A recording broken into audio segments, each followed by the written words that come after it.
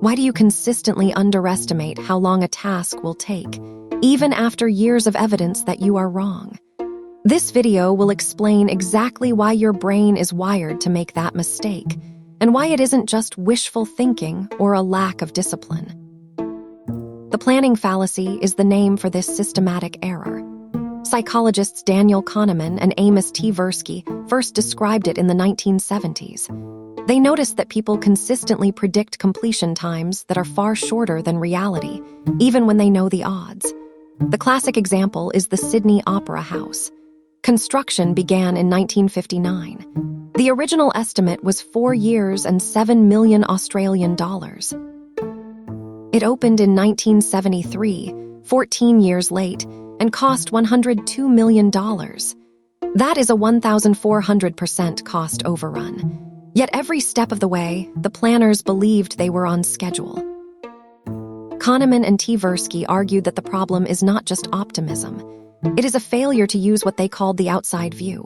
The outside view means looking at a class of similar projects and asking, how long did those actually take? The inside view means focusing only on your specific plan, your unique circumstances, and the narrative you have built about how the task will go. The brain defaults to the inside view. It feels more relevant, more concrete. The outside view feels abstract, like statistics about other people, so you ignore it. Consider a real experiment Kahneman conducted. He was part of a team writing a textbook. They estimated it would take about 2 years. He asked them to think about similar curriculum development projects they had seen. The answer: about 40% of such projects are never completed. The rest take on average 7 to 10 years. Then he asked the team to estimate their own project again. They still said about 2 years. The outside view told them the base rate of failure and the typical timeline. They heard it. They understood it. Then they dismissed it as irrelevant to their own case. Why does the brain do this? Because you are a storyteller. When you plan a task, you construct a narrative.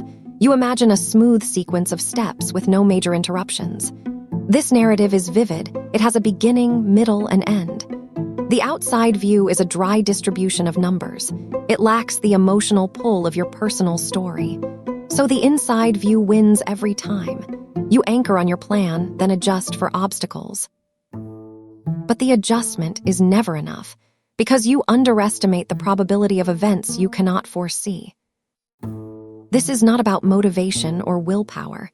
Even when you know about the planning fallacy, you still fall for it. Kahneman himself admitted that his own estimates are just as biased. The bias is cognitive, not motivational. It is a feature of how the brain models the future. It defaults to a scenario-based simulation rather than a statistical one. And scenario-based simulations are always optimistic because they omit the mess of reality. What are the real-world consequences? Missed deadlines, budget overruns, stress, and lost trust. The construction industry is a textbook case. A 2014 study of over 12,000 major infrastructure projects found that 9 out of 10 went over budget.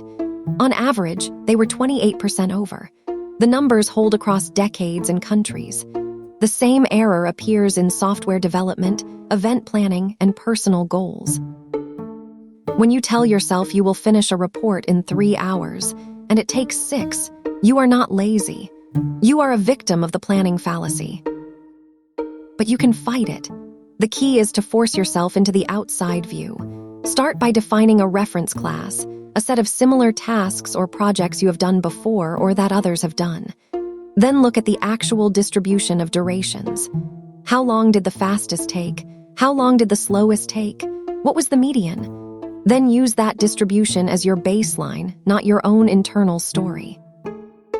For example, if you need to estimate how long it will take to write a 10-page paper, recall the last 10 papers you wrote.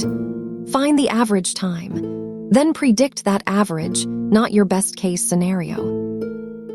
A second technique is the premortem. Before you start, imagine that the project has failed catastrophically. It took twice as long as planned, or it never finished. Then work backward. What went wrong? List all the plausible failures. This forces your brain to consider the obstacles it would rather ignore.